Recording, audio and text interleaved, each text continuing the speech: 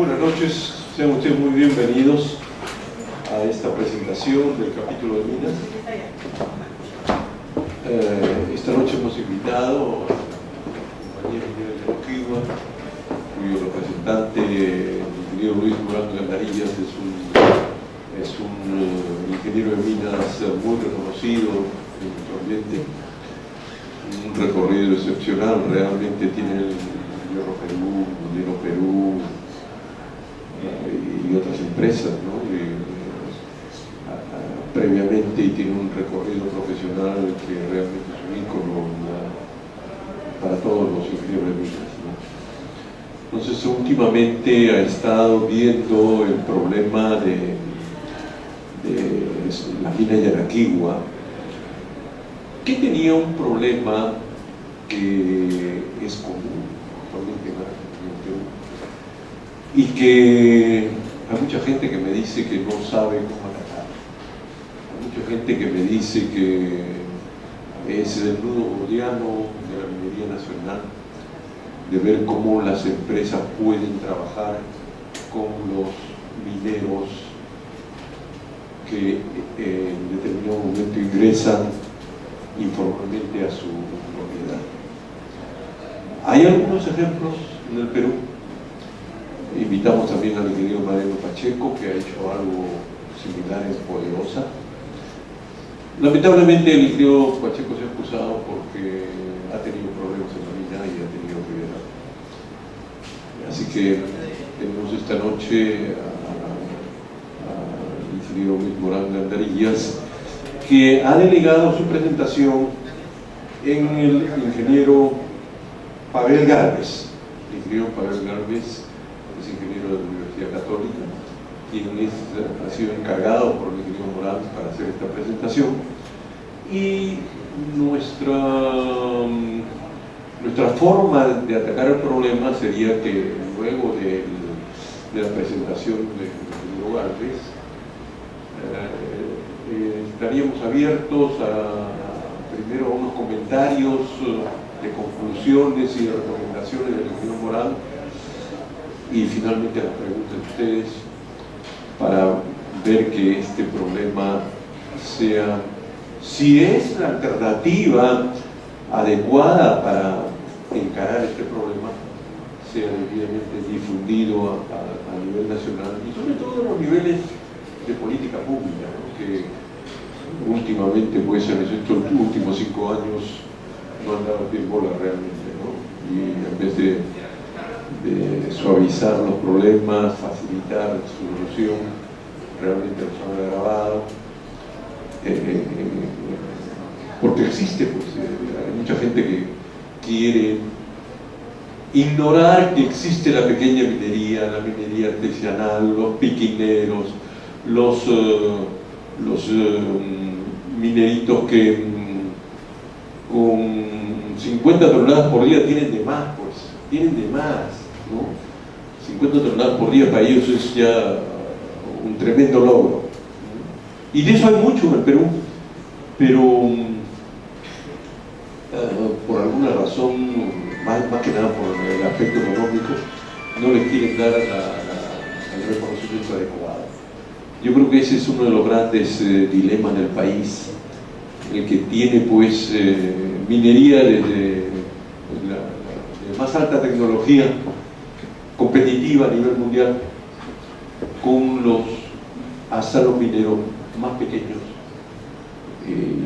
más artesanales, y todo es minería,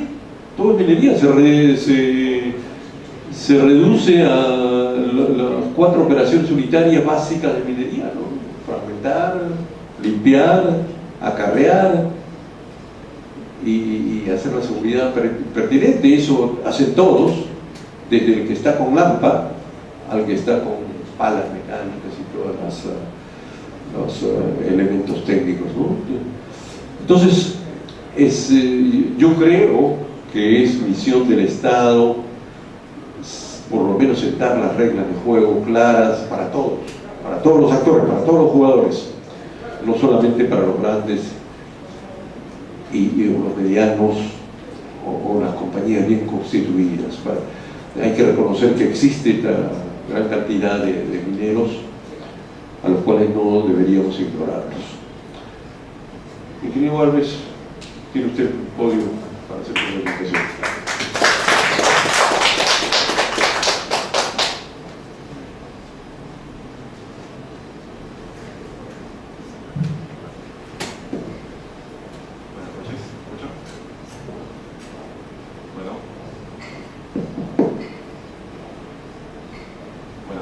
Gracias por la invitación, ingeniero Regino. Gracias de la presencia de todos en el foro. Mi nombre es Pavel Galvez, yo soy gerente general de Minería Yanaquihua y voy a hacer una exposición, gracias a la invitación del Colegio de Ingenieros, orientado a divulgar el modelo de negocios que hemos desarrollado operando en un ambiente de minería artesanal. Quisiera precisar de que los elementos y las estrategias que hemos podido madurar y que consideramos son motivo de divulgación están básicamente en el alcance de la minería artesanal en vetas angostas, que mayormente se desarrolla en la costa y en la sierra del Perú. Se entiende que también hay minería artesanal en la selva. Sin embargo, el alcance de esta presentación no llega a esas actividades, dado de que los procesos, el desarrollo y el entorno son bastante distintos. Esta es la estructura de la presentación que vamos a tener el día de hoy. Vamos a exponer el caso de la empresa Yanaquihua, que es una empresa de capitales peruanos que desde el año 2000 viene operando sus unidades subterráneas en el departamento de Arequipa. Vamos a hacer una caracterización detallada de la minería artesanal en vetas angostas. También vamos a abordar temas de la formalización, cómo ha sido estructurado, cómo ha sido diseñado el proceso de formalización, cuáles han sido las barreras para poder haber podido llegar a una masa crítica, que en este caso no lo ha hecho. Y vamos a entrar al detalle en lo que nosotros creemos que puede ser un aporte para que otras empresas, también pequeñas o medianas, puedan emplear como herramientas para lograr una coexistencia en un medio artesanal, que es básicamente actividades de acopio de mineral, y emplear la mano de obra especializada de los mineros artesanos como contratistas. Finalmente vamos a abordar algunas reflexiones finales, los desafíos, y vamos a estar abiertos a cualquier consulta del auditorio. Bueno, ¿quiénes somos nosotros? Minería Yanaquihua es una empresa, como lo mencioné, de capital peruano, que en el año 2000 afronta el reto de echar adelante una operación que ya existía a nivel de exploración. Esta operación está desarrollada en la provincia de Condesuyos, en una zona desértica, en una zona árida. La particularidad es que la propiedad estaba literalmente invadida por mineros artesanales, algunos de ellos mineros que son migrantes, son mineros de otras partes de Arequipa, y buena parte de ellos también son mineros de la zona, son mineros de base comunitaria. El conflicto social que hace mención esta diapositiva es que en el año 2001 el anterior operador de la mina Yanaquihua intentó remover a los mineros de la propiedad debido a que ellos deseaban tener el control sobre las operaciones de los mineros artesanales, y lejos de conseguir ese objetivo fue todo lo contrario. Ellos terminaron siendo removidos de su propiedad, hubieron actos violentos. Esto ocurrió en el año 2000. Ni siquiera 200 policías pudieron desalojar a los mineros que vivían en el área. Y muy lejos de eso, ellos invadieron las instalaciones de la empresa, quemaron las oficinas, quemaron la planta, y no se pudo hacer valer el Estado de Derecho. Entonces, en esas condiciones es que un grupo de emprendedores peruanos, entre ellos el ingeniero Morán, decide tomar el desafío de echar a operar una operación con estas características. Y después de 15 años, nosotros hemos logrado no solamente mantener nuestras operaciones, hemos logrado un crecimiento importante y por sobre eso hemos logrado incorporar a los mineros artesanales en nuestra cadena de suministro como socio de negocios. Nosotros somos productores auríferos que básicamente tenemos operaciones subterráneas en vetas angostas. Adicionalmente de explotar nuestras minas, nosotros compramos mineral de mineros artesanos que operan dentro y fuera de la propiedad, y adicionalmente compramos mineral de pequeños productores mineros formalizados. Los mineros que operan dentro de la propiedad están organizados en 3 asociaciones de mineros. Una asociación es de base comunitaria que se llama AMAXI, y las otras 2 asociaciones son básicamente mineros que vienen de otras partes de la región, y entre ellos aproximadamente conforman una masa de 800 mineros. ¿Cuáles son los compromisos? Nosotros creemos de que un modelo de negocios tiene que ser sostenible, y eso se consigue en base a crear valor compartido. Los contratistas, los trabajadores, las comunidades, las asociaciones de mineros tienen que sentir que la presencia de la operación minera les crea algún tipo de valor. Puede ser un valor social, puede ser un valor económico, puede ser un valor a la salud, y creemos en ese tipo de modelo de negocios, que es justamente lo que vamos a presentar. Adicionalmente, Minera Yanaquiwa es miembro certificado desde agosto de 2014 en el estándar RJC.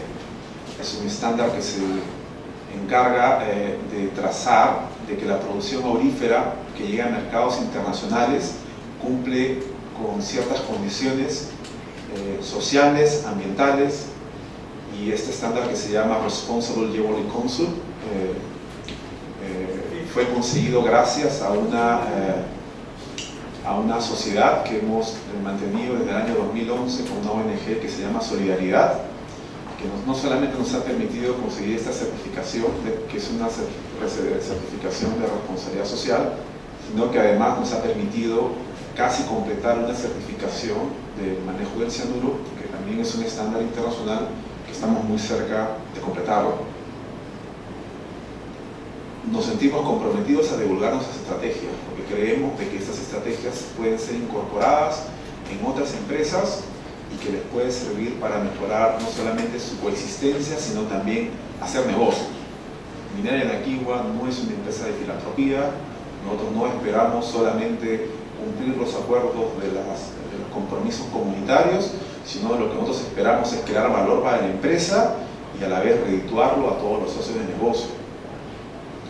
Entonces, aspectos claves sobre las estrategias. A diferencia de muchas operaciones mineras, los titulares siempre tienen la preocupación de tener control sobre los recursos geológicos que están dentro de las concesiones.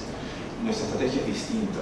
Nosotros incentivamos que los mineros artesanales exploten cuanto puedan estos recursos por 2 aspectos significativos.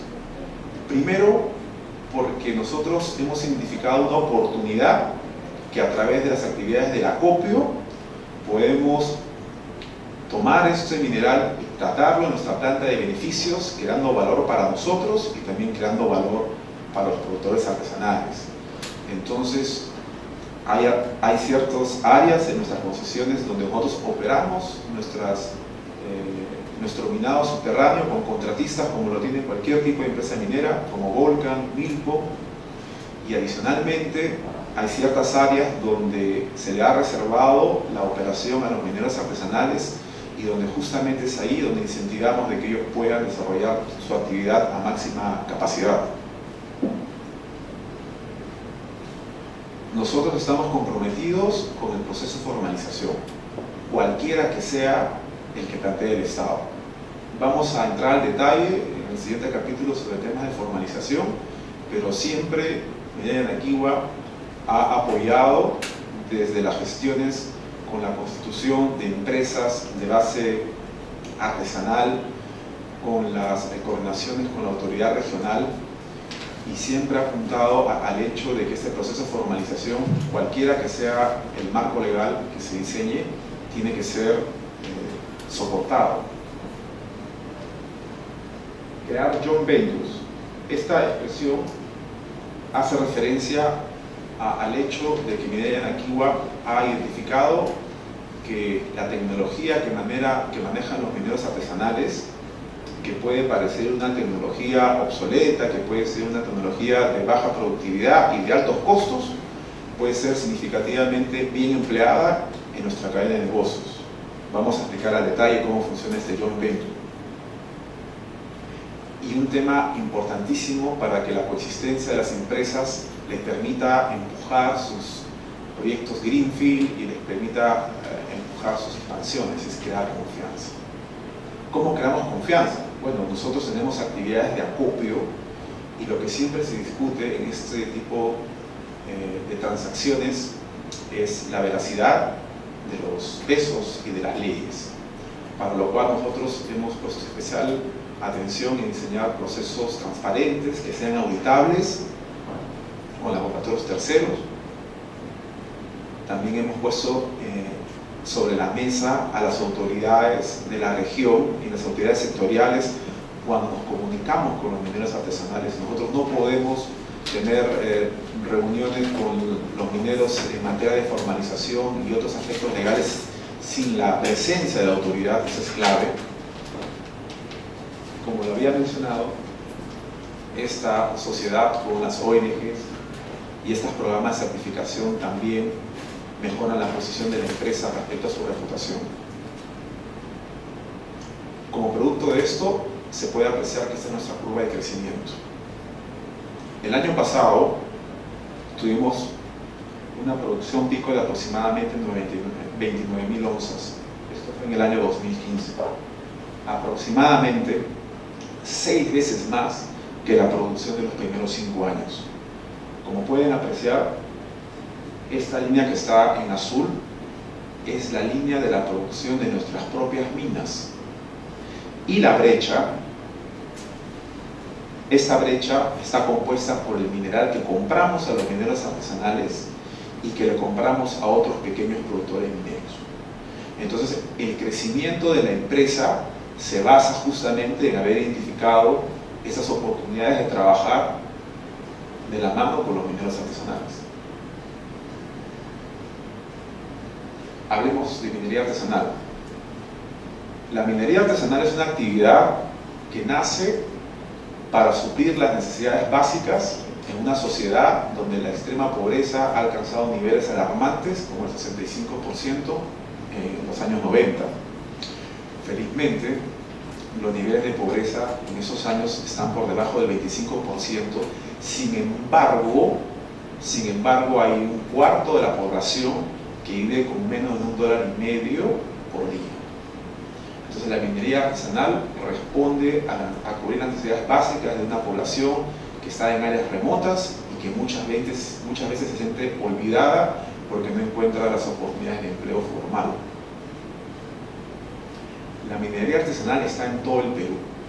Se estima que el 20% de la producción aurífera, que es aproximadamente 40 toneladas por año, es producida por la minería artesanal.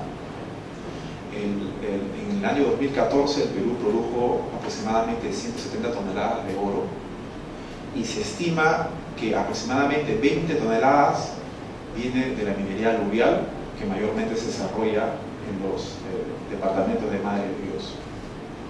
Las otras 20 toneladas provienen de la minería artesanal que se desarrolla en las franjas auríferas de la costa y sierra. Se estima que 500.000 de peruanos viven de forma indirecta de la minería artesanal.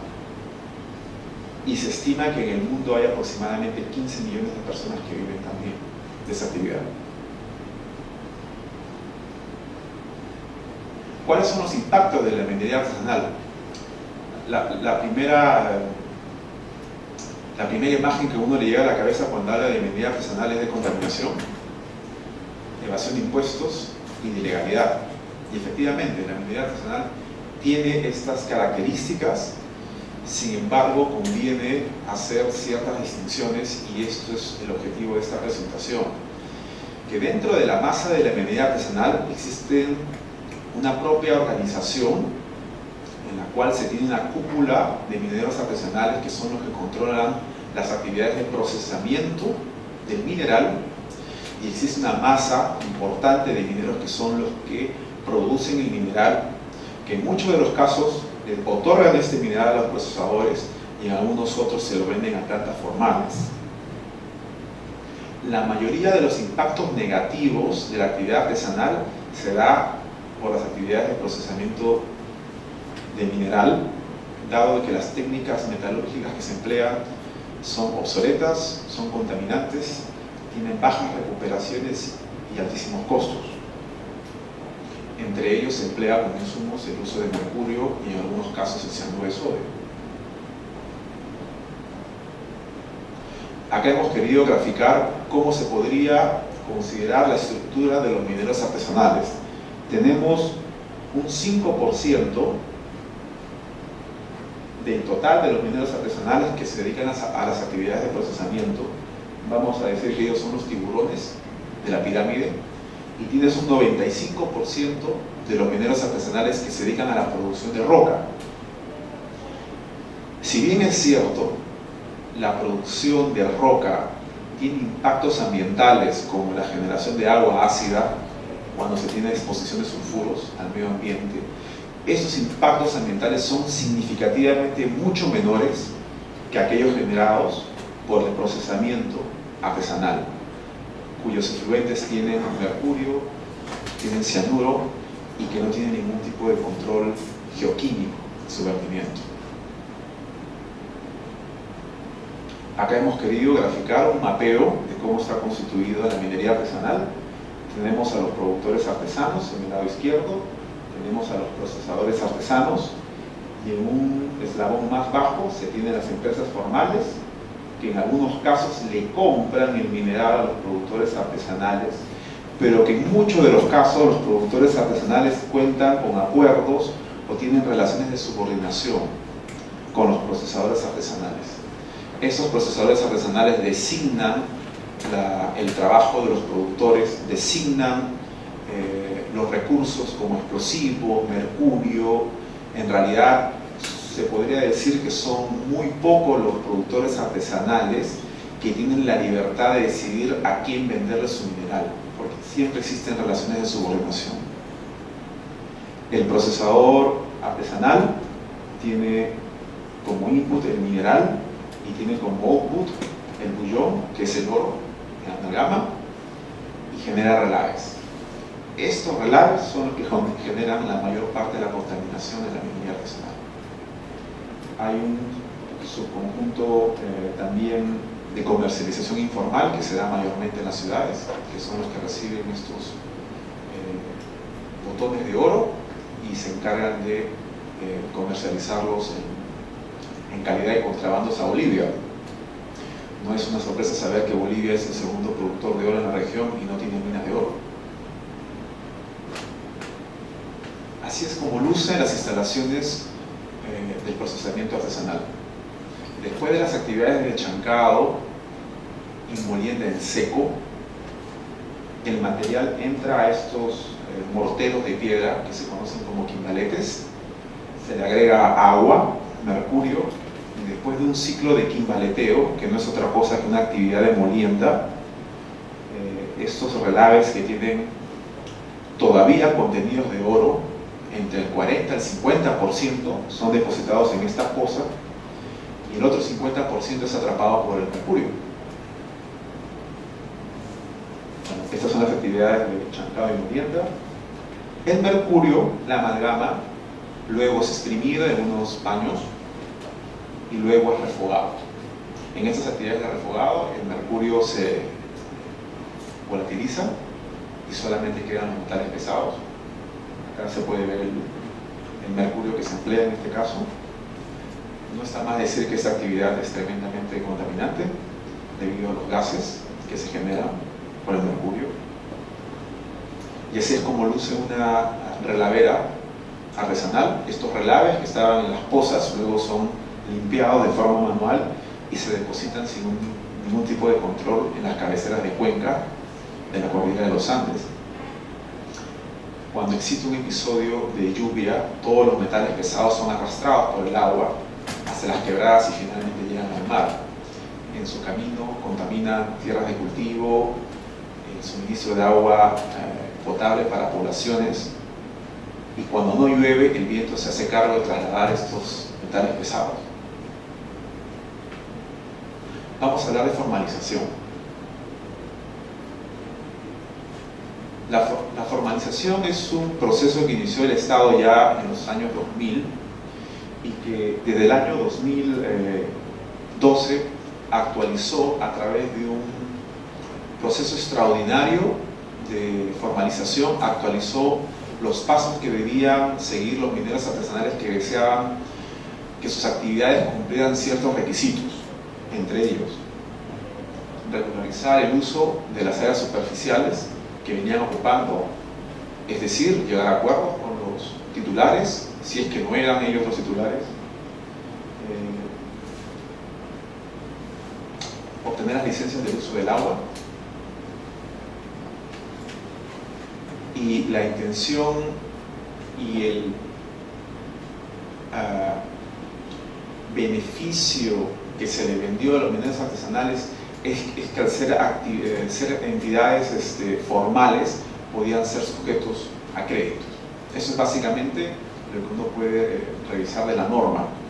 Sin embargo, cuando uno lee esto, el mensaje es: ese es un tema que hay que cumplir.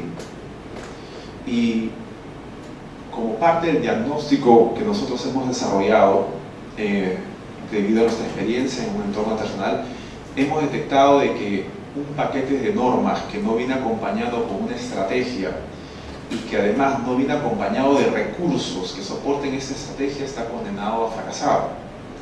Si ustedes tienen la oportunidad de leer este decreto ley 1105, que es el que norma los pasos de la formalización, en la última parte se puede advertir cuáles son los recursos que se deberían transferir a los gobiernos regionales, que son los responsables de ejecutar estos procesos, y se menciona claramente, ¿no?, que no se incorporará un presupuesto adicional. Mejor dicho, las regiones ahora tienen que afrontar 5 pasos que requieren capacidades logísticas, capacidades de revisión, capacidades de regulación, y no tienen recursos adicionales. Por diseño, el proceso de formalización sin recursos económicos no puede funcionar. Y resulta una ironía ver cómo el Perú viene acumulando estos niveles extraordinarios de reservas, aproximadamente 60.000 millones de dólares en reservas, y no puede derivar estos recursos a procesos que en realidad afectan el panorama nacional, en el entendimiento de que ya la minería artesanal es un problema de carácter nacional. Hemos identificado de que el proceso de formalización está desprovisto de estímulos. El fin de semana tuve la oportunidad de hacer una presentación en ESAN y discutíamos con los abogados de la UEFA además, que decía: pero es que no deberían haber estímulos para formalizarse, porque se tiene que cumplir el Estado de Derecho. O sea, acá hay una ley que se tiene que cumplir. Y nosotros, con nuestra experiencia de 15 años, trabajando en un lugar remoto, a 6 horas de la capital, posiblemente a 2 horas de una comisaría donde hay 2 policías, a veces encuentras un juez y te das cuenta de que el Estado no tiene presencia. Entonces es ahí cuando uno concluye: sí, efectivamente, quizás si viviéramos en Canadá o en un país desarrollado donde el Estado tiene presencia a la vuelta de la esquina, posiblemente un diseño de formalización como el que se ha planteado funcionaría. Sin embargo, consideramos de que adicional al paquete de leyes tiene que haber un estímulo para que el minero artesanal sienta que está ganando algo al formalizarse.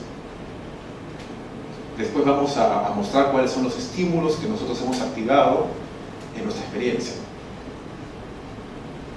No hay una caracterización detallada de la actividad del minero artesanal. Se considera que el minero artesanal que explota vetas angostas en una zona como la Yanaquihua, donde el balance hídrico es negativo, no hay agua, pues tiene la misma naturaleza de trabajo que un minero artesanal que desarrolla sus actividades en los ríos de la selva, donde el balance hídrico es positivo. En cualquier lugar que hagas un hueco en la selva, posiblemente vas a encontrar agua. Entonces consideramos de que la estrategia tiene que ser convenientemente diferenciada porque son realidades completamente distintas. Otro aspecto clave que podríamos discriminar, la caracterización del minero artesanal que está trabajando en la costa y la sierra, que explota minerales de altas leyes, y el minero que trabaja en la selva, que explota arenas de muy baja ley, es que el minero artesanal de altas leyes tiene la posibilidad de trasladar su material hasta 400 kilómetros. Se sabe de que el mineral que se produce en Apurímac, Cotabambas, Aymaraes, se lleva hasta la costa, hasta las plantas de Nazca. Esa posibilidad no la tienen los mineros que desarrollan sus actividades en la selva, por evidentes condiciones logísticas. Entonces, los eslabones y las cadenas de suministro son completamente distintas. Y para cada una de esas realidades se requiere una estrategia diferenciada. Está más claro decir pues, que los gobiernos regionales no cuentan con los recursos suficientes para echar a andar esos procesos. Cuando hay una denuncia ambiental en una de estas áreas, el ARMA a veces no tiene ni siquiera combustible para poder aproximarse a la zona y poder hacer las conservaciones. Se ignora la experiencia, y no estoy hablando de la experiencia de Minería de Anaquihua, estoy hablando de la experiencia de otros operadores mineros que en el Varadolito de Patás, como compañía minera poderosa, han logrado excelentes avances en materia de formalizar a sus mineros, por ejemplo. También tenemos experiencias muy interesantes de empresas de base comunal como Maldesa Sotrani, que han logrado niveles de formalización importantes en la costa. Sin embargo, consideramos de que ese know-how no está siendo capturado por este proceso de formalización. Y lo más importante, ante la ausencia de la voluntad política del Ejecutivo, en realidad eso no va a funcionar. Si el próximo presidente no asume el compromiso de que ese es un problema de carácter nacional y requiere modificar este proceso de formalización y darle los recursos que sean necesarios para moverlo, en realidad los avances van a ser como el que se logró en esos últimos 4 años. Esto es una caracterización de cómo nosotros vemos los 3 principales actores en materia de formalización. Tenemos un Estado con una serie de normas desconectadas con la realidad minera artesanal, regiones desprovistas de los recursos y capacidades para conducir el proceso. Tenemos empresas medianas y mineras que establecen sus planes estratégicos ignorando o sin considerar que los mineros artesanales pueden ser un stakeholder para sus intereses. En muchos de los casos los titulares de las concesiones mineras no tienen interés de firmar acuerdos con los mineros artesanales que operan dentro de su propiedad, y los mineros artesanales que tienen como un rasgo distintivo, digamos, la informalidad. El 11 de febrero el congresista Romero organizó un evento en el Congreso que se llamaba El fracaso del proceso de formalización, y se presentaron muchos dirigentes de bases mineras artesanales, y el discurso que uno entendía era: el Estado ha fracasado en formalizar. O sea, no hay una voluntad de hacer respetar el Estado de Derecho. Entonces, ese es un rasgo distintivo en los mineros artesanales, y lamentablemente hay un apego por prácticas de bajo costo y con altos costos ambientales. Esto es una visión de lo que nosotros creemos que deberían ser las condiciones para que este proceso de formalización fluya. Tiene que haber una voluntad política del Ejecutivo para que esto funcione. Tiene que haber estrategias diferenciadas. El Estado tiene que contribuir con el diálogo, porque así el minero artesanal quiera formalizarse, basta que el titular de la concesión o la empresa minera decida no firmar contratos, no hay manera de seguir avanzando en el proceso de formalización. Entonces, el rol del Estado es contribuir con el diálogo entre los mineros artesanales y los titulares de las concesiones, y obviamente el rol del control de los IQF. En el caso de las empresas mineras, ha sido un deber nuestro divulgar cuáles son las ventajas de trabajar con los mineros artesanales, porque creemos que este modelo se puede escalar, creemos de que otras empresas pueden identificar oportunidades de hacer negocio y a la vez contribuir con el proceso de formalización. Esto le llamamos sinergias. Y los mineros artesanales, obviamente, sensibilizarlo de que vivimos en un Estado de Derecho y que el proceso de formalización tiene que ser conducido, obviamente, aterrizándolo a sus posibilidades.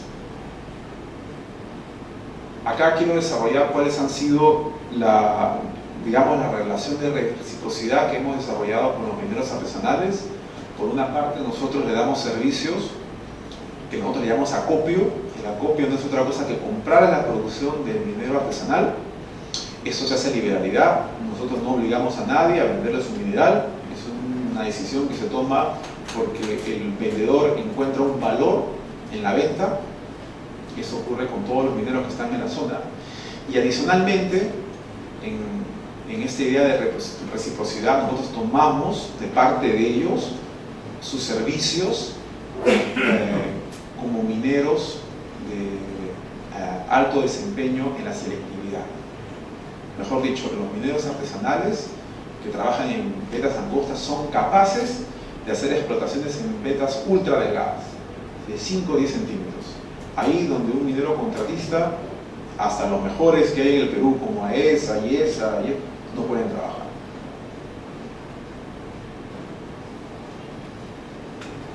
El acopio de mineral ha sido un suministro confiable en los últimos 10 años. Como ustedes han visto en la curva de crecimiento anterior, que es muy similar a esta, se puede ver que la ola o el incremento del acopio está de la mano con el incremento del spot que se desarrolló entre los años 2008 y 2012.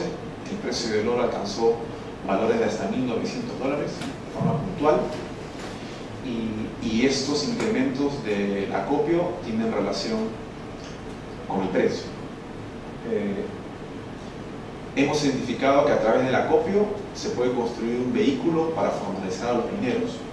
Es decir, nosotros hemos logrado que las asociaciones que operan dentro de la propiedad tomen este camino como una alternativa para beneficiar su mineral. Ellos no están obligados a hacerlo, pero sí ha sido tarea nuestra subrayar y enfatizar cuáles son los beneficios del acopio, que es lo próximo que vamos a mostrar. Por supuesto, este mineral que nosotros compramos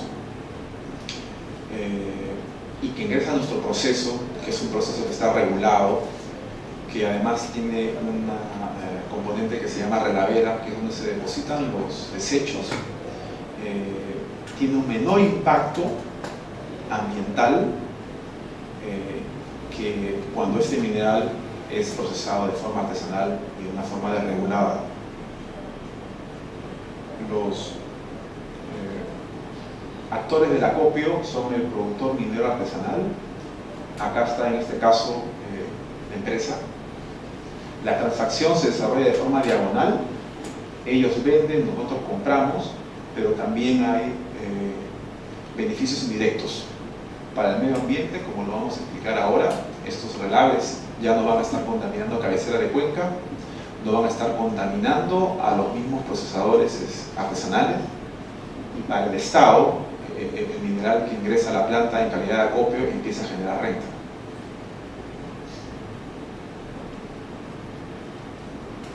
¿Cuáles son los beneficios para el minero artesanal? Tiene una oportunidad de vender su mineral.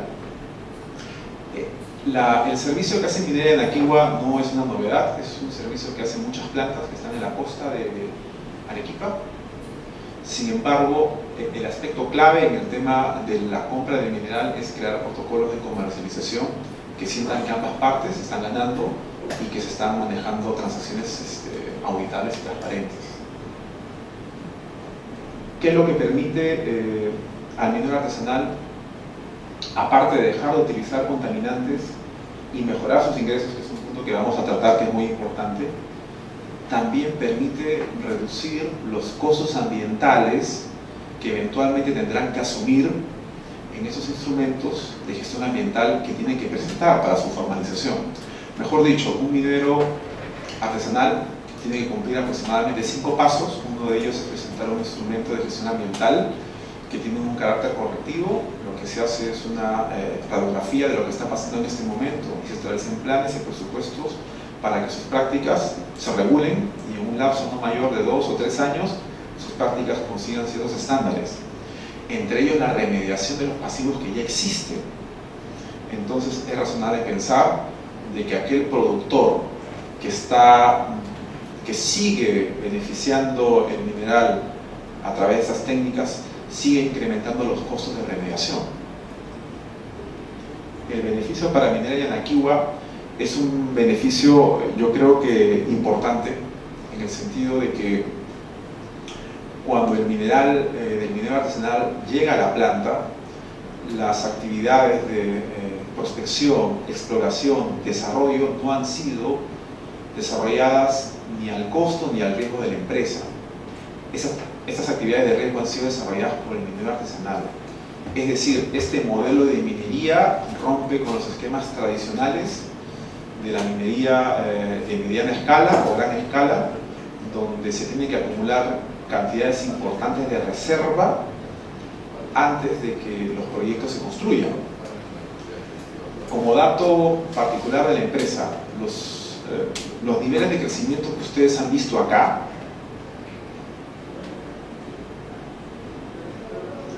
responde a que en cada año nosotros hemos empezado con un nivel de reservas de un año. Cada uno de estos años, en el año 2010 empezamos con reservas para un año, y en el 2011 toda esta curva de crecimiento, que es muy buena, lo hemos hecho con reservas de solamente un año, porque justamente el minero artesanal es el que nos proporciona una reserva que no necesitamos necesariamente cubicar.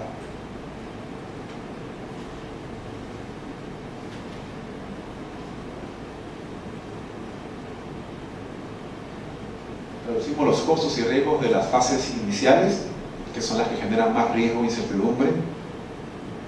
Podemos operar con menores niveles de reserva. Nuestras leyes de tratamiento se han ido incrementando mientras los volúmenes de acopio se han venido incrementando. ¿Y cuál es la razón de esto? Que si bien las técnicas de minería artesanal aparentemente tienen su cuota de informalidad, en términos de costo unitario son muy altos. O sea, explotar una tonelada de la forma como ellos lo hacen tiene un alto costo unitario, y ese costo unitario solamente se puede cubrir con altas concentraciones unitarias. Mejor dicho, estamos hablando de altas leyes. Entonces los mineros artesanales trabajan con leyes de 30, 40, 50 gramos por tonelada, y cuando nosotros compramos ese mineral con esas leyes estamos haciendo un incremento instantáneo de nuestra ley de tratamiento. Costo flexible. El acopio, una de las variables del acopio se basa en el spot. Mejor dicho, las empresas que compran el oro pagan de acuerdo al precio internacional. Si el precio del oro baja, la empresa que acopia está pagando menos dólares por onza, y cuando el precio del oro sube está pagando más. En esos escenarios donde el precio del oro ha sufrido un descenso, porque sus precios han estado bordeando los $1.400 en el año 2012 o 2013 y ahora han bajado aproximadamente $200 por onza, esa bajada de precios no afecta los estados de Minera Yanaquiwa, porque el oro que ha comprado lo ha comprado a un nivel spot. La parte a la que está expuesta la empresa es a la producción propia. Como bien saben, la producción propia se paga con precios unitarios a los contratistas, y en esos precios unitarios pues no hay ninguna variable que nos amarre el precio del metal que ellos explotan. Son actividades unitarias como costo por metro de avance, costo por tonelada explotada. Entonces, esa flexibilidad del costo es muy conveniente para las empresas, especialmente cuando tengan que afrontar escenarios de precios bajos. Los beneficios para el gobierno local. Estamos hablando de que estamos colectando impuestos. Se piensa de que la importación de la producción artesanal puede superar los $3.600 millones por año. No tenemos un caso de negocios para el gobierno para colectar impuestos sobre esas ventas y poder hacer andar justamente los costos del proceso de formalización. Obviamente estamos incrementando la masa de contribuyentes y estamos reduciendo los actos de corrupción. Todo el oro que se produce en el Perú sale por Bolivia y posiblemente no sale a costo cero. Todos esos actos de corrupción que están asociados al tráfico ilícito de este metal por la frontera tienen sus costos. Y para el medio ambiente evitamos el incremento de los pasivos ambientales, resolvemos el destino y el control de los relaves en sus aspectos físicos y geoquímicos. Y a mí me gustaría enfatizar, voy a cambiar de presentación.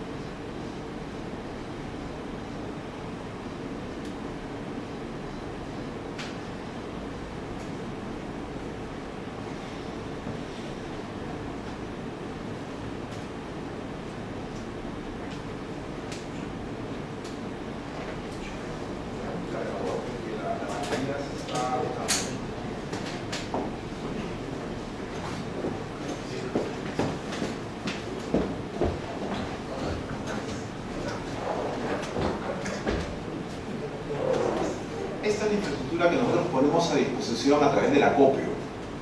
Nosotros contamos con una planta concentradora en un proceso SIP, está ubicado en este morro. Estos son los campamentos y esta es la regadera.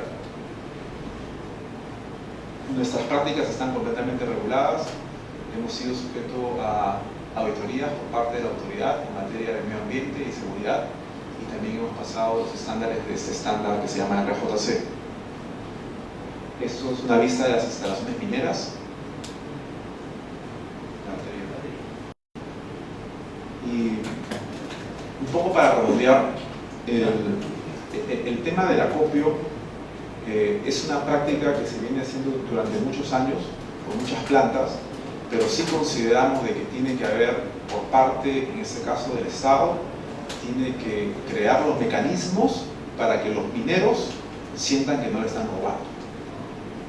Ese es el aspecto clave en los temas de acopio, ¿no? Crear protocolos de comercialización transparentes, equitativos, porque este negocio se basa justamente en la sostenibilidad. O sea, no se trata de que tú vas y compras 10 toneladas y tratas de sorprender al productor porque al día siguiente le puedes comprar a otro, ¿no? Estamos hablando de que la masa de los mineros que operan... Gracias.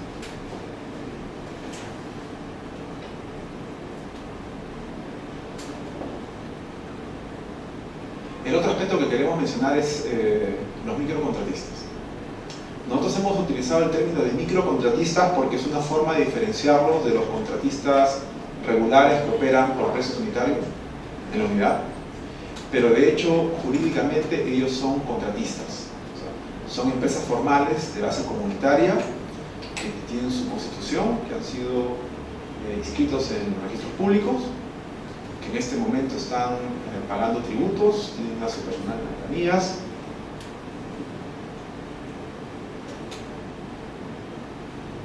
Bueno, esta es una vista de... Vamos a ir al tema de los microcontratistas.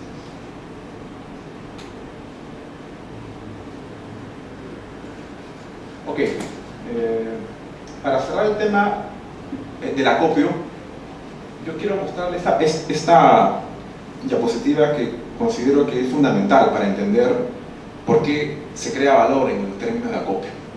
Los procesos artesanales que ocupa la minería artesanal tienen bajas recuperaciones. Estamos hablando que un quimbalete puede recuperar, en el mejor de los casos, hasta el 60% del contenido metálico.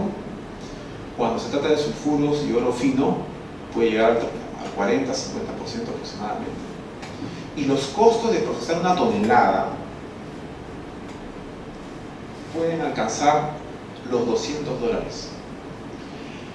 ¿Por qué tan caro? Porque la mano de obra que se emplea desde el chancado del material, que a veces se hace con técnicas manuales, con compas, luego se pasan por estos molinetes que los hemos mostrado, luego se pasan por los quimbaletes, luego hay que hacer actividades de refogue, hay una serie de subactividades que requieren no solamente mano de obra, sino requieren supervisión del dueño del mineral, ¿no?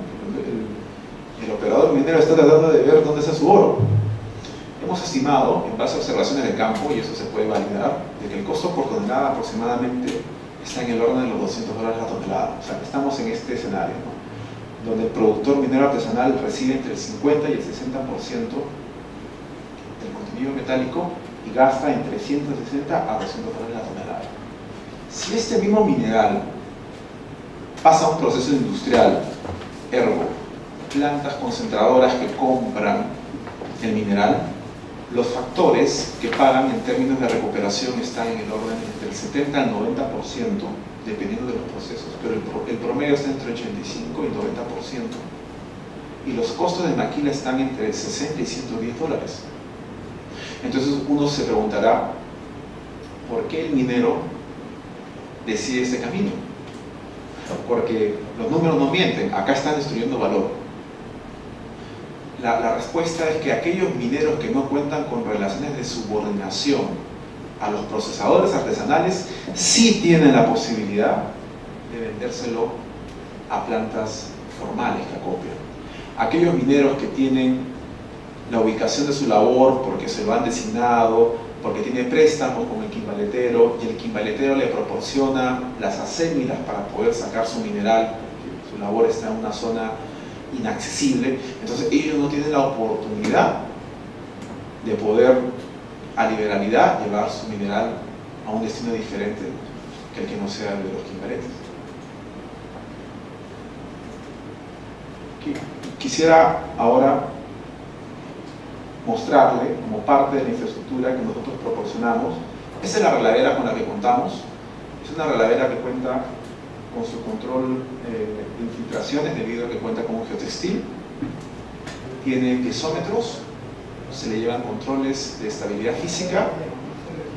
Cada 3 meses se le hacen controles de estabilidad geoquímica, se toman muestras de los piezómetros y se miden si hay infiltraciones de metales. Y como pueden apreciar, esta regadera está enmallada. Creo que en algún punto de la exposición indiqué de que estábamos a punto de obtener una certificación en el manejo del cianuro. Eso es un código internacional que me parece que lo tienen 2 o 3 grandes empresas en el Perú, entre ellas Barrick, Newmont y Arutami. Y dentro de los requerimientos de este estándar es que se tiene que proteger la vida animal para hacerlo. Quizás Minería Yanaqui sí lo tiene. Nosotros sí contamos con los recursos biológicos acumulados durante todos estos años de operación, sí contamos con la capacidad para financiarlos, y nuestra debilidad es que nuestros contratistas regulares no tienen esa especialización para sacar el mineral. Es aquí cuando se crea esa sinergia. Nosotros tomamos esta mano de obra de base artesanal, nosotros lo formalizamos, y lo más interesante de este esquema es que esta formalización es un atajo al proceso de formalización que ha establecido el gobierno, porque estos mineros, al firmar contrato con nosotros y al tener planillas y al tener costos formales, ellos no asumen los impactos ambientales, porque los impactos ambientales los asumimos nosotros. En este caso ya no tienen que buscar un permiso del área superficial, porque el permiso lo tiene la empresa. Tampoco tienen que buscar la licencia del agua, porque el agua la proporciona la empresa.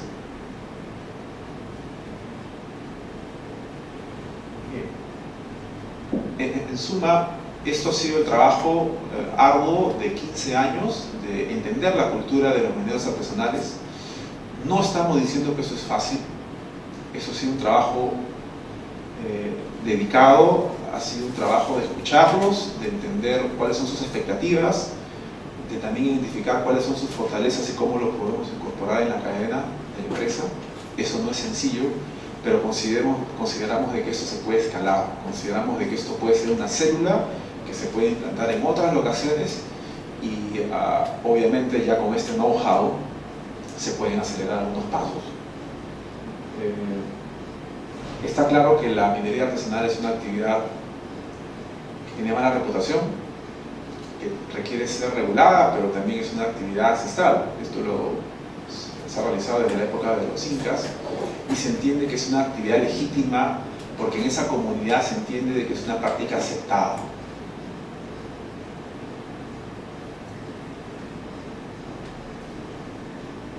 Bueno, nosotros hemos buscado muchos espacios para transmitir este mensaje. Agradecemos al Colegio de Ingenieros que nos haya brindado esta oportunidad. Hemos tenido algunas exposiciones en eventos como el PDAC, en algunos workshops relacionados a minería artesanal en el extranjero. Hemos tenido la oportunidad también de divulgar estos hallazgos en escuelas de negocios en el Perú. Sentimos de que este conocimiento tiene que ser divulgado porque es útil, porque genera valor y genera un valor social.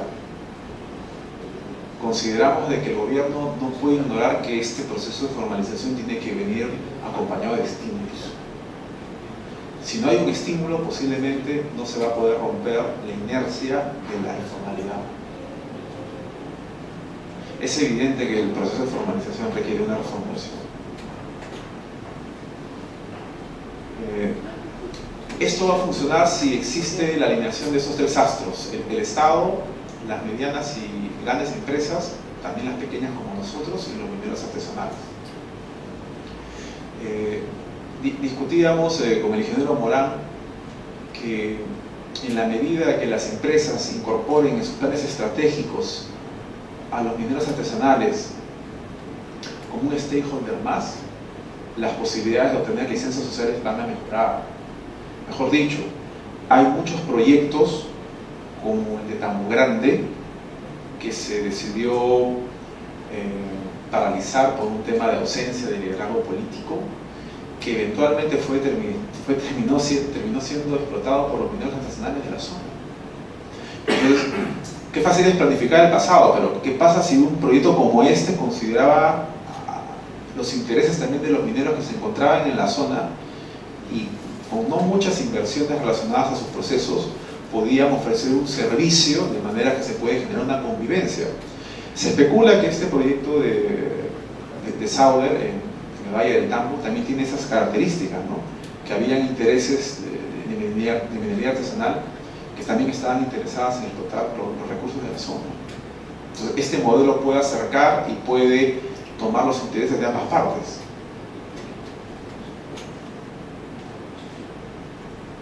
Los espacios de diálogo, de divulgación de ideas, de concertación tienen que darse, y para esto creemos de que este tipo de eventos contribuyen a ello. El modelo de negocio del acopio y el uso de los mineros artesanales como microcontratistas funciona. Nosotros somos la prueba viviente de que esto existe. Y como ya lo había mencionado, los factores claves son crear confianza. El tema de trabajar con las ONGs extranjeras le dan siempre imparcialidad a estas comunicaciones con los mineros artesanales. El tema de los protocolos de transparencia, de compra de mineral, leyes y peso, tienen que ser auditables. Las certificaciones son importantísimas. Y claro, ya hemos mencionado de llevar al gobierno a la mesa de diálogo con los mineros artesanales. Entonces está claro que el modelo de negocio es una oportunidad, el acopio es una oportunidad para hacer negocios, y consideramos de que a través del empleo de la infraestructura existente, estamos hablando de que Minera Yanaquihua ya tiene una planta, existen muchas plantas en el norte de Arequipa, o sea, ya se cuenta con buena parte de la inversión realizada. Existe una infraestructura que se puede aprovechar, evidentemente, porque lo discutíamos en su momento con el nuevo gerente de la región Arequipa, sobre cómo es posible que ustedes pretendan regular o fiscalizar 20.000 supuestos de formalización y esos 20.000 lo utilizan quimbaletes. O sea, ¿no es más eficiente que a través de 9 o 10 plantas en la región podamos controlar los impactos ambientales, las consecuencias tributarias? O sea, eso ya es un tema más de política de Estado que podría orientar o reorientar la estrategia, ¿no? O vamos a regular 20.000 supuestos de formalización, o podemos empezar con una cadena que empiezan con las plantas acopiadoras. Yo quiero citar, para terminar, los avances que hemos tenido con una asociación que se llama AMAXI. AMAXI es una asociación de mineros de la comunidad de Pacas, que es colindante con nuestras operaciones. Ellos hasta el año 2013 utilizaban mercurio en sus procesos. Nosotros, como parte del proceso de formalización, firmamos un acuerdo con ellos y pusimos como condición, dado que ya éramos miembros signatarios del RJC y estábamos comprometidos con la reducción del uso del mercurio, pusimos como condición el no uso de mercurio, y del año 2013 la reducción del consumo de cianuro se hizo al 100%. O sea, estos 130 mineros ya no utilizan mercurio. Y dicho sea de paso, ellos están avanzados en el paso 5 de 6 en el proceso de formalización. Para terminar, esto es parte de un material que recogimos en un taller de minería artesanal que se desarrolló el año pasado en Londres, y ellos hacían notar la confluencia de estos tres actores en el tema de la minería artesanal. Tiene que haber un liderazgo de parte del gobierno, tiene que haber un compromiso político para asumir de que eso es un problema de carácter nacional, tiene que haber la participación de la pequeña y mediana y gran minería formal, porque ellos son los que están en la primera línea de los proyectos, y obviamente crear los espacios para crear un escenario en el cual se puedan discutir y se puedan plantear soluciones equitativas. Bien, muchas gracias.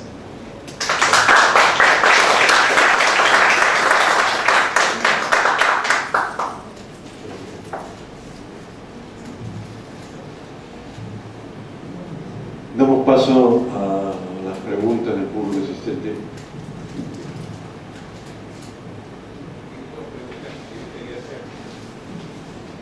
Una de ellas es, tú dijiste que habían mineros que les vendían a ustedes, pero que no estaban en el área, ustedes son los titulares de las concesiones, y que estos se habían formalizado. ¿Cómo pueden haberse, o sea, cómo pueden actuar como de manera formal si no están en una concesión, como sería el caso de en las que ustedes son los concesionarios? Y mi segunda inquietud es, siempre se está pensando en que el gobierno debe de entender este problema y solucionarlo. Quizás no debería irse un poco en el esquema de Hernando de Soto, que ha sido más bien buscar al minero informal y venderle ¿cómo se llama? Esta estrategia al minero informal, que tiene un poder político, para que pueda colaborar en esto. Y a mí se me ocurre, por ejemplo, el caso de Ica, ¿no? Yo soy socio de Fernando Sillones, y Fernando Sillones está a favor tiene una muy buena relación con los mineros informales. Quizás eso sería, por ejemplo, un esquema. Gracias.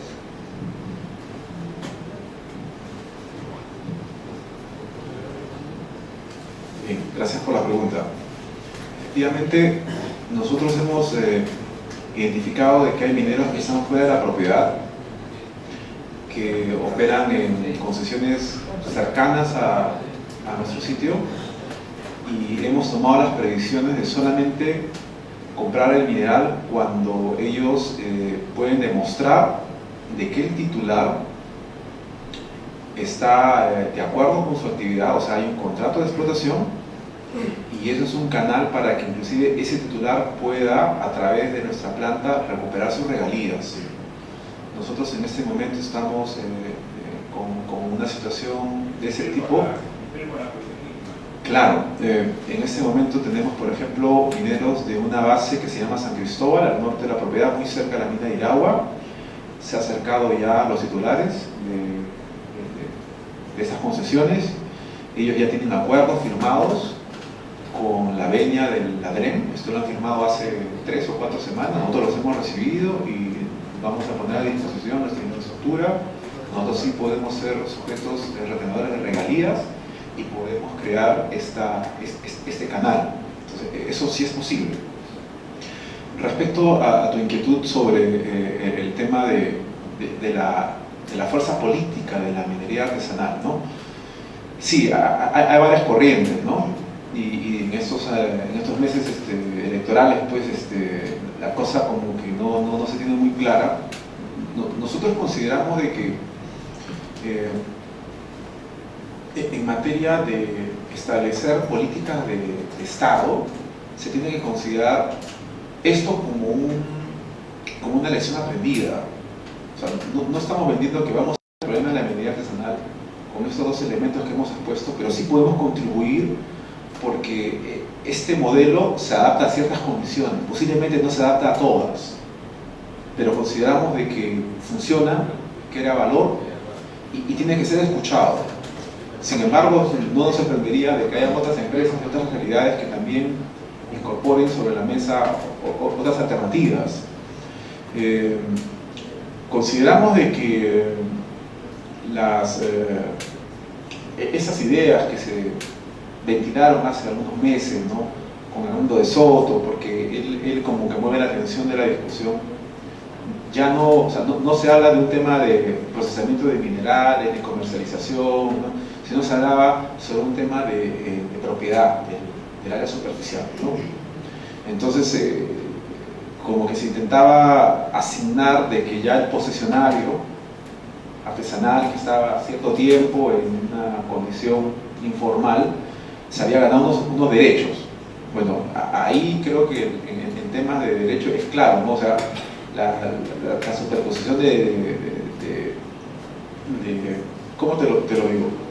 Nosotros consideramos que el tema del área superficial puede que sea importante, pero no tiene acá un aspecto trascendental en el proceso de formalización. Es algo que se puede manejar, pero consideramos que si se le echa un vistazo a los temas de procesamiento y comercialización, esos aspectos consideramos que son más relevantes para poder acercarnos a una formalización. El tema del área superficial, muchos mineros son migrantes, muchos mineros van a un lugar, hacen una operación rápida, se retiran, dejan contaminado. Entonces creo que la inquietud de Orlando de Soto era más por los mineros artesanales de base comunal, ¿no? Pero casi la mitad de los mineros son migrantes, ¿no? Yo no me refería a lo que él ha hecho en cuanto al modelo para empujar. Yo lo que me refería es a que él, por ejemplo, ha tenido mucho éxito en ir al minero y crear una fuerza política, ¿no? Entonces, aunque el esquema es diferente y él no es un minero, él no es un ingeniero, él no conoce este detalle que tú has explicado con tanta sapiencia, digamos, ¿no?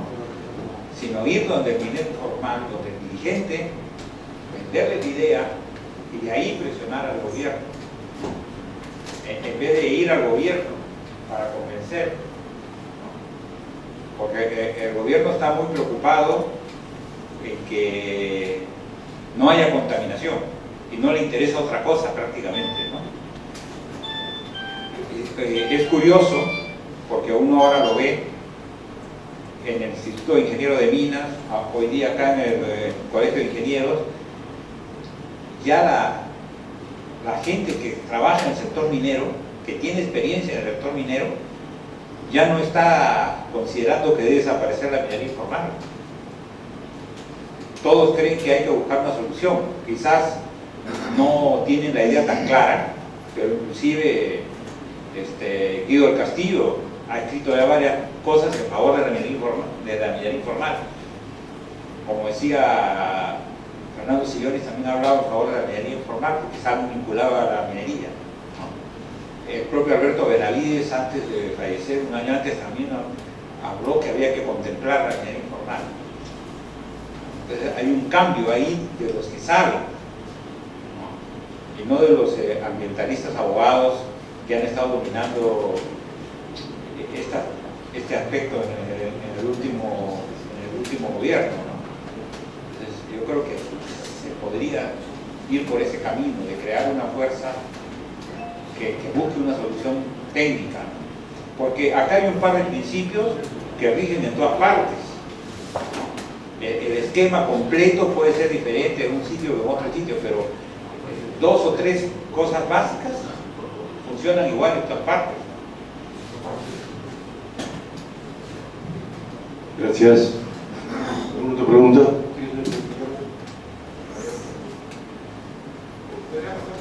Buenas, García Pulmón, no te tengo que decir. En la forma de liquidar a los artesanales, ¿esto lo hacen por campaña o liquidan primero a cuenta ley y después al final le cancelan todo? Porque tenemos el ejemplo de la Itaruma, ¿no?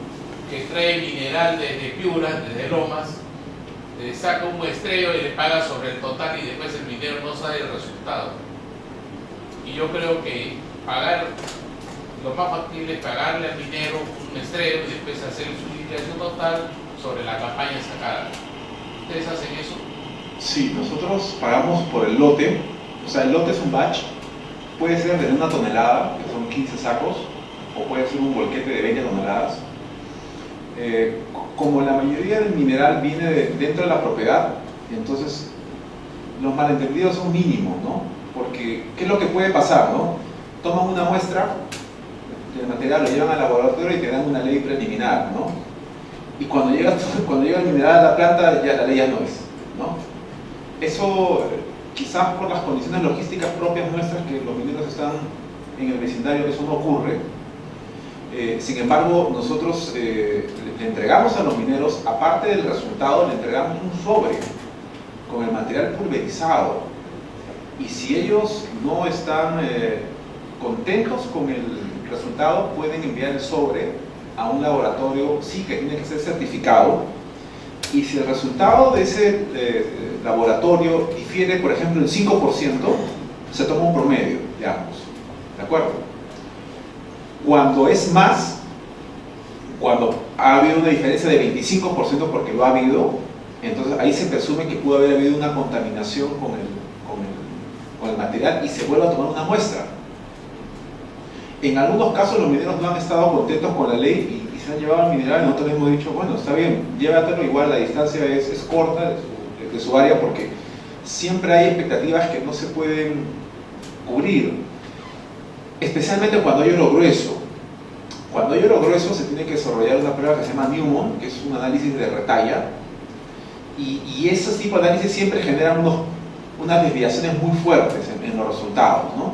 Entonces, mejor dicho, si el productor minero trae su mineral y no dice que su mineral es oro grueso, y yo hago un ensayo al fuego normal, sin dividirlo por mallas, posiblemente la dispersión de ese resultado va a ser mucho más alto si es que no dices, por si acaso mi oro es grueso, llame un Newman, ¿no? Ahora, ese ensayo toma un poco más de tiempo, requiere un poco más de peso para hacer el Newman, pero en líneas generales el proceso siempre implica de que el minero puede contrastarlo con otro laboratorio, ¿no? Y puede venir y decir, oye, mira, tengo esta diferencia, ¿no?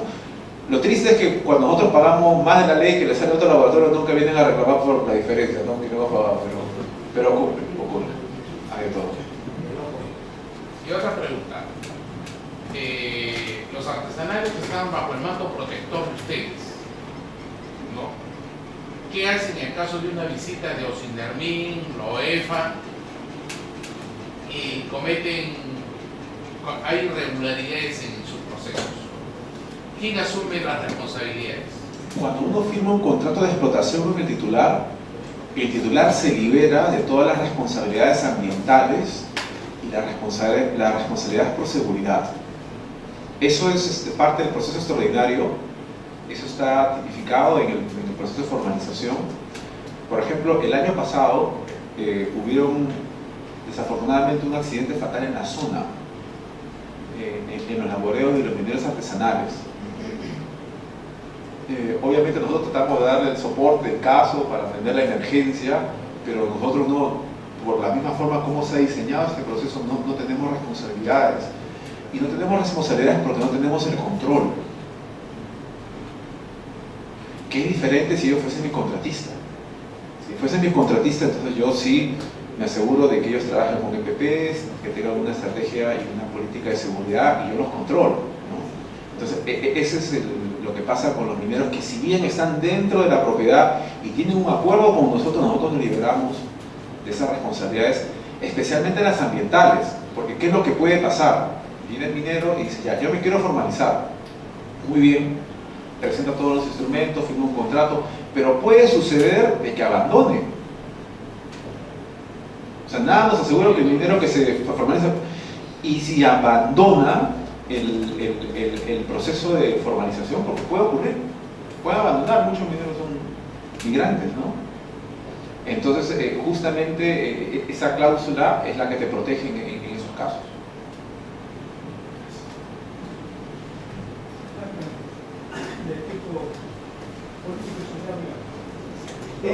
Como experiencia, ¿han tenido algún encuentro, algún enfrentamiento con CONACAM? CONACAM. Sabemos de que ellos han intentado, han tenido alguna presencia en el sur hace años, pero nosotros no hemos tenido ningún tipo de sesión con ningún tipo de situación de base artesanal y aprendiendo con otros seculares. Obviamente hemos tenido momentos de negociación con las instituciones para firmar los contratos, pero no hemos tenido ningún tipo de conflicto. Bueno, con respecto a lo que escuché de su respuesta a la última pregunta, me queda la duda. Si bien es cierto, firma el contrato y se desliga de este tema, digamos, de seguridad, pero hay algún proyecto por parte de la empresa, digamos, de capacitarlo, entrenarlos en seguridad, o porque no, bueno, la exposición no se mencionó. Sí, cierto. Nosotros tenemos un programa de capacitación, no solamente para los mineros que trabajan como contratistas o trabajan como microcontratistas, sino... Tenemos programas itinerantes de capacitación con los mineros que ni siquiera se están formalizando. Nosotros tenemos una locación que se llama Central y Cerro Rico, y como parte de la política nosotros hacemos capacitaciones en materia de seguridad, hacemos capacitaciones en sensibilizaciones por el tema del mercurio, hacemos capacitaciones por temas de formalización, hemos brindado soporte a, por ejemplo, a Maxi. AMAXI es esta asociación de mineras de la comunidad. Ellos, por ejemplo, para firmar contrato con nosotros tenían que tener el levantamiento topográfico de sus labores, porque en alguna parte del contrato se establece la ubicación, ¿verdad? Coordenadas, cota superior, cota inferior. Nosotros pusimos a disposición nuestros recursos, o sea, topógrafos, que durante 3 semanas levantamos más de 100 labores. Posteriormente ya Solidaridad lo hizo con la otra asociación, con sus recursos, pero nosotros los apoyamos. También nos apoyamos en seleccionar la empresa de ingeniería para Suigac, porque recuerda que estos son mineros que difícilmente van a poder acceder a una cotización o poder evaluar la consistencia de una propuesta de una empresa de ingeniería. Entonces nosotros sí hemos jugado un rol de soporte técnico, ¿no? Porque evidentemente las capacidades no estaban ahí. Entonces a ellos les hemos hecho su levantamiento topográfico, le hemos contratado a la empresa de ingeniería, le hemos ayudado a hacer la línea base biológica, la línea base física, las mediciones de aire que se estilan. Entonces sí hay una voluntad de la empresa de apoyarlos, porque sabemos de que si ellos se enfrentan solo ante este reto, posiblemente no lo van a lograr. Otra cosa, según lo que escuché, hay una zona donde trabaja netamente lo que es la empresa y otra zona donde trabaja lo que es los mineros artesanales, ¿cierto? Sí. Ya, digamos que la empresa no puede acceder a trabajar por ningún motivo a esa zona de mineros artesanales. Efectivamente, te voy a mostrar una idea positiva.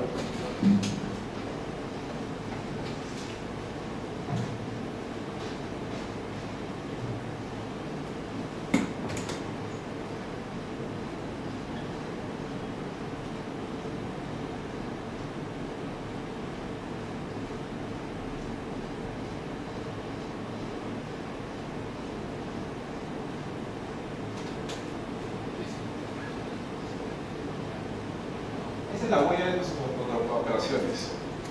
¿De acuerdo? Esto que ves en azul es la huella de las concesiones. ¿De acuerdo? Acá tenemos las comunidades en verde. Esta es una comunidad que se llama Ispacas. Esta es una comunidad que se llama Charco, de una forma extraña. Acá hay otra comunidad que tiene casi mínimo impacto porque no hay ninguna componente, que es Xilachila y Áreas Eriáceas. Y nuestra área de operaciones es esta. Y dentro del área de operaciones tenemos a los mineros de Amaxi, adentro. Y también trabajan los microcontratistas. Pero la asociación, que es una asociación de migrantes, que se llama Amaxi Estramina, por un contrato que hemos celebrado con ellos, un acuerdo marco, le hemos cedido una cantidad de hectáreas, que es la que aparecen acá, en esta área en verde. Y ellos administran esa área. Nosotros no podemos tener operaciones acá y ellos no pueden tener operaciones afuera. Entonces tenemos bien delimitadas las áreas. Nosotros incentivamos de que su producción artesanal dentro de esta área sea la mayor posible, pero tiene que ser dentro de esa área. Y obviamente nosotros tenemos nuestras áreas de operaciones. Esa es más o menos la arquitectura de nuestra operación. Supongo que más adelante se pensará acceder, digamos, a niveles más profundos en la zona de los mineros artesanales, porque ellos no pueden profundizar mucho por las técnicas. Mira, el acuerdo marco habla de que en toda esta área, salvo una pequeña área por acá, ellos tienen liberalidad para operar hasta el centro de la tierra, o sea, hasta donde puedan bajar. Y nosotros inicialmente teníamos esa creencia de que ellos no bajaban más de 150 metros, 200, pero nos han demostrado que nos falta imaginación. Hemos visto piques de 250 metros, 300 metros, o sea, una cosa espectacular. Espectacular. Ellos tienen una tecnología que es para quitarse el casco. No. Es más, es un pique que tiene una particularidad. Los piques en la minería convencional, punto de dirección gradiente, tienes, ¿no? Es vertical o inclinado. Sus piques siguen la veta.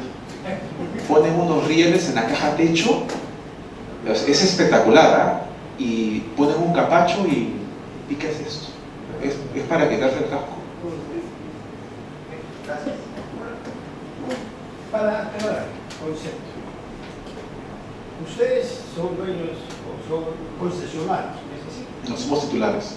Titulares.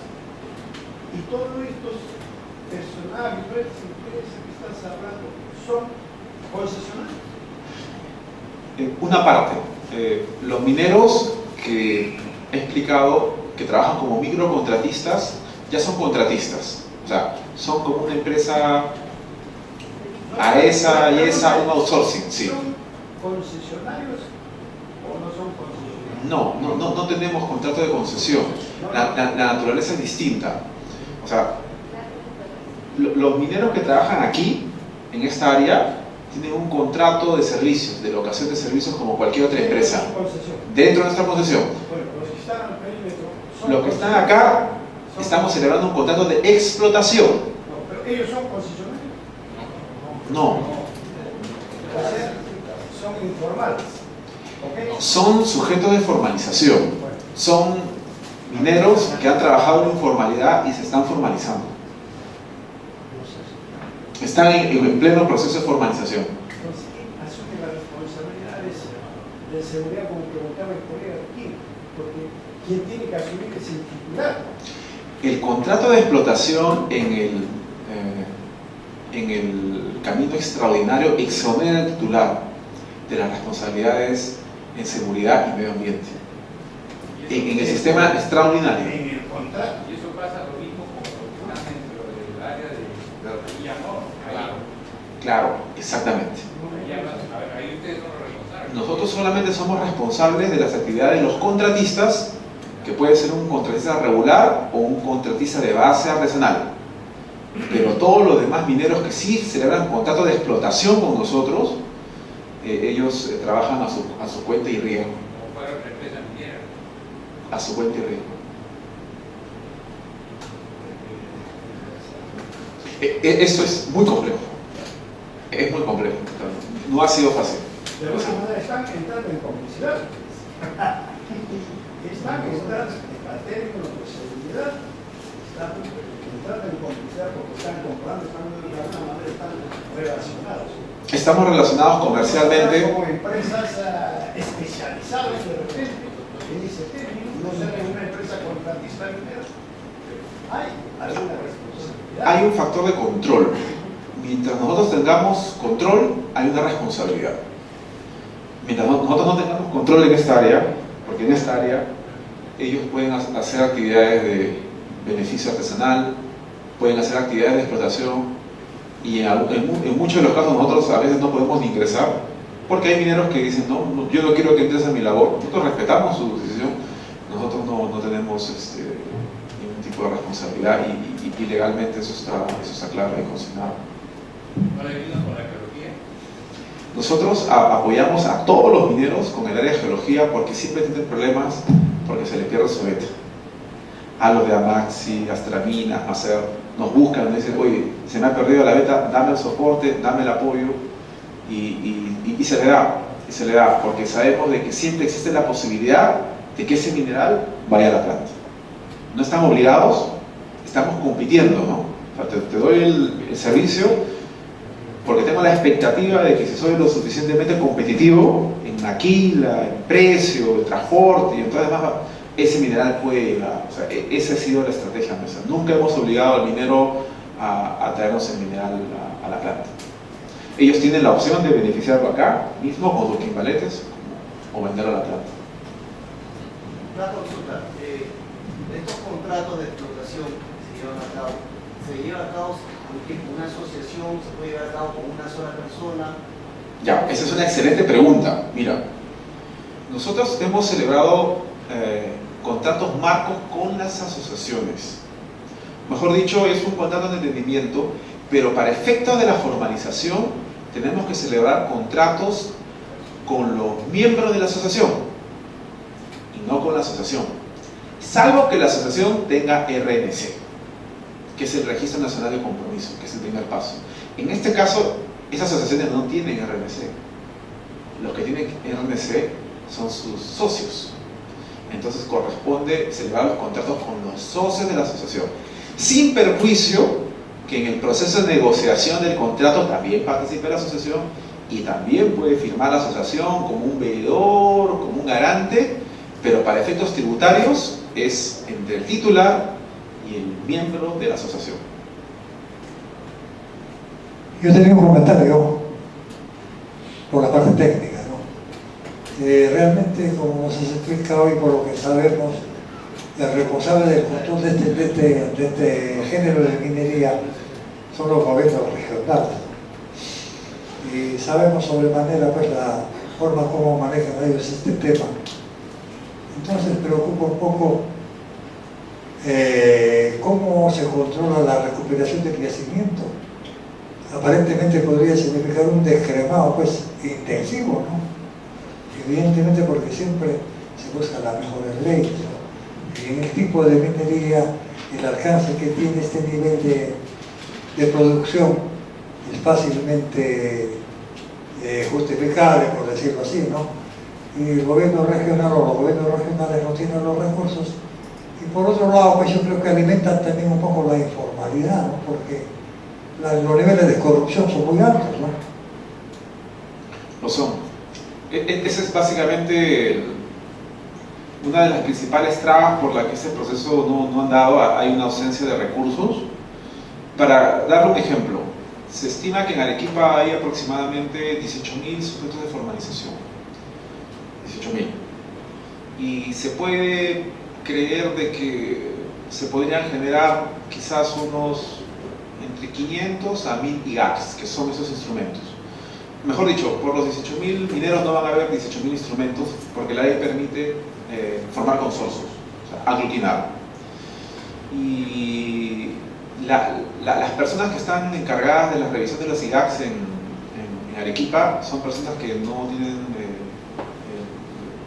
el soporte numérico, o sea, hay 2 o 3 personas que tienen que revisar 500 IGACs. Y lo más triste es que después de 1 año, 2 años cambian al gerente, y el gerente trae a sus funcionarios y vuelve a empezar todo, ¿no?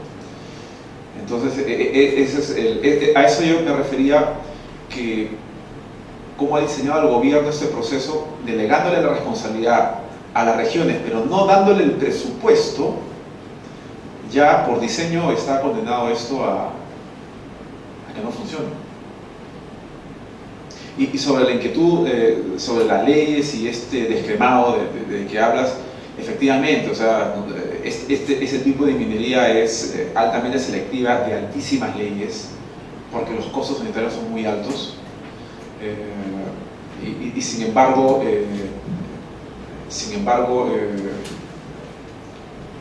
consideramos de que es parte de nuestro planeamiento tratar de que esas altas leyes se combinen con bajas leyes para alargar el LOM de la mina, ¿no?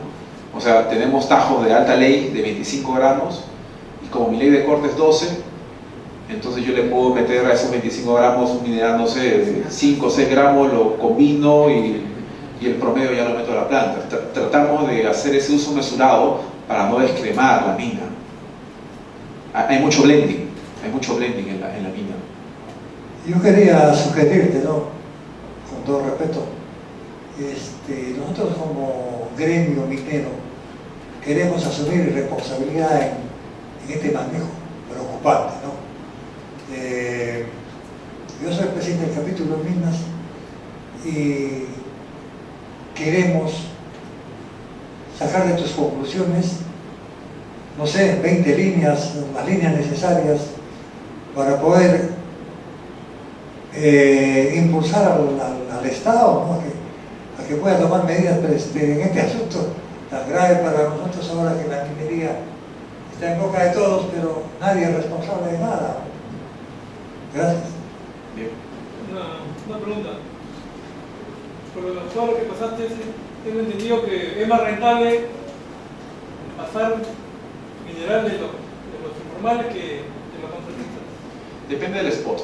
Cuando el precio del oro es bajo, cada onza la compramos baja, y en esos escenarios ese costo por onza puede ser menor al costo por onza de mi mina. Entonces en esos escenarios nos conviene copiar más. Pero cuando el precio del oro es alto, o sea, cuando el precio del oro mañana más tarde sube a 1600, 1700, porque puede subir, lo que vamos a pagar por onza va a ser hasta más alto de lo que me cuesta mi mina. Entonces posiblemente ahí yo necesito intensificar más mi producción, sin que eso signifique que acopiar deje de ser negocio, porque igual tú tienes tu margen. Es un negocio de porcentajes. Entonces la respuesta es depende. Si el precio, y más o menos hemos determinado que la línea de corte está en 1300, 1350. Si el precio está por debajo de $1.300, el costo por onza del minero es más baja que la nuestra. Pero si el precio supera los 1.300, ese costo por onza ya es más caro que nuestra operación. Bueno, yo creo que tenemos que concluir esto. Yo quisiera, si el ingeniero Morán tiene algunos comentarios de cierre previos a concluir esta sesión.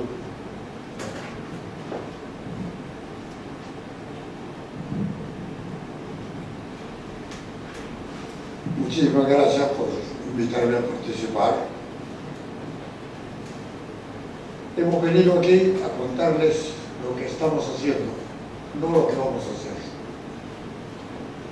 Estamos hablando de realidades que nos han costado 15 años de aprender cómo se maneja, hasta dónde hemos llegado.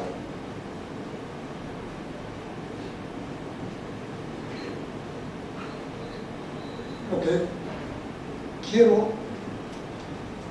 realmente que se entienda es que el negocio del acopio, el negocio de la formalización, no es una cuestión minera. Esta es una cuestión global en que el mercado es tan importante como la producción. Y mientras en el proceso de formalización no se sustituya todo el mercado que se ha creado informalmente, entonces va a seguir, es imposible que se pueda parar la formalización. Entonces, entendamos que esto no es hacer minería, esto es negocio. Es negocio porque no está en juego el mineral. El mineral está ahí, tiene un precio, tiene una ley, eso no lo cambia nadie. Pero el doré es otra cosa. El doré tiene otro valor, tiene otro color, tiene otro mercado, tiene otros usos. Ahí es, mientras no se resuelva el problema de la comercialización, de la producción artesanal, ¿para qué va a haber producción artesanal? ¿Para qué se va a hacer la producción artesanal si no se le pone al frente un mercado que vaya a absorber su producción? Así es que somos mineros. Por las preguntas que acabo de escuchar, estamos en contra interesados en el problema minero. Señores, el problema es social. Estamos hablando de fuente de trabajo, estamos hablando de estabilidad familiar, estamos hablando de seguridad ambiental, estamos hablando de seguridad del minero.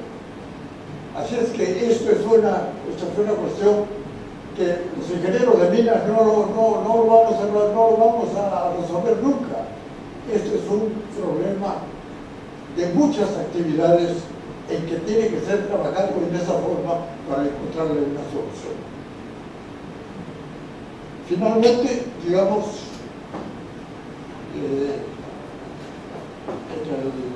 hasta dónde hemos llegado, puede ser bueno, puede ser regular, puede ser malo, pero hemos llegado a hacer algo que está funcionando y que estamos dando trabajo a mucha gente, que ellos están ganando y nosotros estamos ganando y estamos conviviendo por más de 15 años.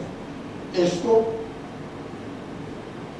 en este negocio y en nuestra empresa, ha jugado un rol muy importante nuestro presidente, el ingeniero Antonio Samaniego, que más que ingeniero, para llegar a donde hemos llegado, yo diría que ha sido un extraordinario diplomático minero. Y finalmente quiero agradecer la oportunidad de encontrarme aquí con viejos amigos, como mi amigo Valentín y con Huerta. Muchísimas gracias.